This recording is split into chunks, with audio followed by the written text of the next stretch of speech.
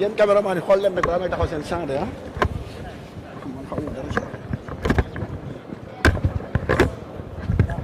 damay jël la Papi waxal waaw ma gënaat ma posaat rek ok c'est bon maa yem rek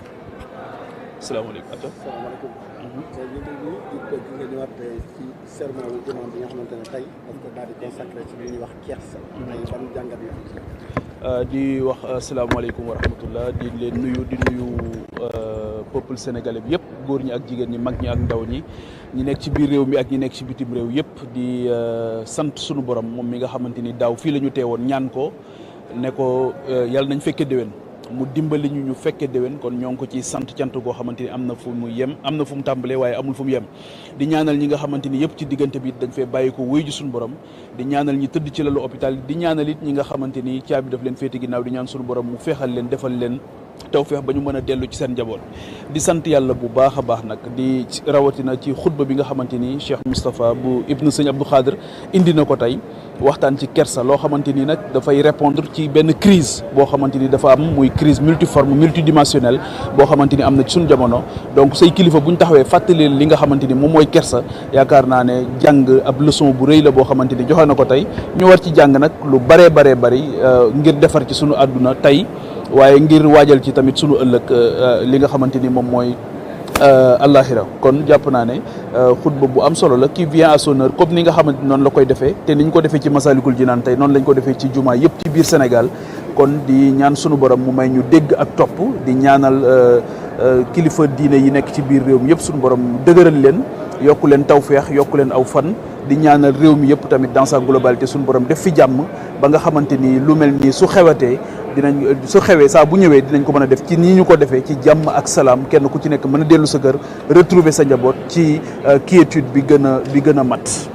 dañuy xanaa waxtaanee rek aussi li nga xamante ni moom mooy actualité gannaaw bi nga nekkee député taskatu xibaar nga te coowal li nga xamante ni moom mooy redressement fiscal bi ñuy coow yoon ban gis-gis d'abord nga am ci loolu. waaw xam nga yoon moom yoon la rek yoon moom yoon la kenn ku ci nekk li nga xamante ni moom nga warloo ak yoon na nga ko def ba mu mat sëkk di wax rek ne réew ci yërmande rek lañ koy yor réew ci njub lañ koy yor réew ci dëgg lañ koy yor waaye réew surtout liñ koy yor mooy li ngay def wax ko nit ñi li nga wax nit ñi tamit na nga ko def li ngay def wax ko nit ñi li nga wax nit ñi it na nga ko def donc loolu la sénégalais yi loolu lañ soxla tey yërmande bu mat sëkk ndaxte sénégalais yi sonn nañ gis ngeen keroog rek bi ñu yokkee li nga xamante ni moom mooy paasu ñi bëggoon a génn dem tabaski ji gis ngeen coow li mu indi ci réew mi loolu nag li muy tegtale mooy nit ñi sonn nañ te am nañ yaakaar ba def li ñu def le 24 mars ñoo ngi toog nag di xaar li nga xamante ni moom mooy coppite yu mag yi nga xamante ni bëgg nañ ko am ba ci seen dund ak seen dundin daal di soppeeku.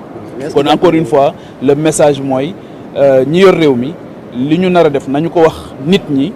te lépp loo xamante ni wax nañ ko nit ñi nañu ko def. beneen bi comme matal si wàcc ba balaa mi ñëw si wax kii bi rek yaa ngi wax ay coppite ay wàññi nañ ko di président dégg ñi naan wàññi bi demeewul noonu nii la demee yow dañ jàngal lu ñu def du doy.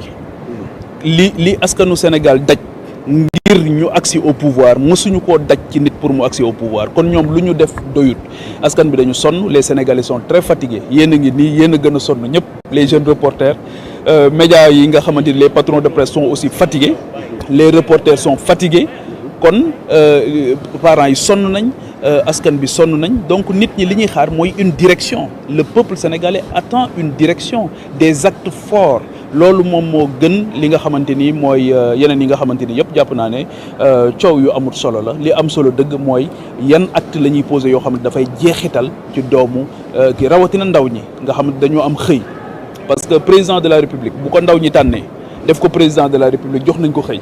ndaw ñi nag mënuñu laa jox xëy ba pare te ñoom du ñu am xëy. asalaamaaleykum wa rahmatulah. En France avant de partir s'il vous plaît juste revenir sur le sermon de l'imam qui demande à être beaucoup plus pudique. Oui, je pense que le sermon vient à son heure et répond à une crise multiforme et multidimensionnelle. Aujourd'hui, il est de notoriété publique que nous observons une crise multiforme et multidimensionnelle, notamment liée à l'éducation,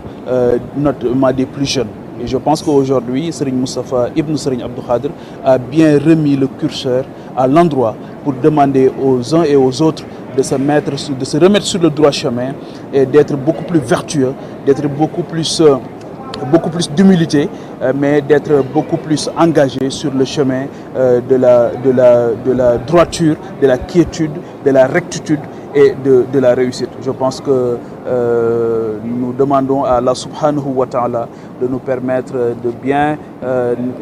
entendre et de bien appliquer ces recommandations qui sont d'une utilité importante. Pour ne pas vous poser la question, on parle dernièrement de redressement fiscal. Il y en a même de ces entreprises de presse qui ont vu leur compte bloqué. Je pense que les maisons de presse, les patrons de presse doivent être en phase avec l'administration fiscale. Je pense que ce n'est pas trop demandé.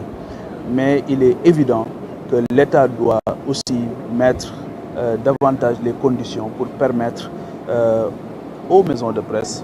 aux groupes de presse, de pouvoir survivre correctement, de pouvoir vivre correctement. Et surtout aussi, moi je plaide beaucoup plus pour les jeunes reporters qui aujourd'hui se retrouvent dans des conditions extrêmement difficiles. Aujourd'hui, tous les pères de famille sont chez eux en train d'immoler leurs moutons. Vous êtes là en train de chercher la bonne information pour pouvoir partager ça avec le plus grand nombre. Je pense que ce n'est pas aussi trop demandé à ces patrons de presse de mieux prendre en compte la situation des jeunes reporters. Et je pense que l'État a un grand rôle à jouer dans ce sens-là. Et nous interpellons le ministre de la Communication. Est-ce que l'État a raison de fermer des comptes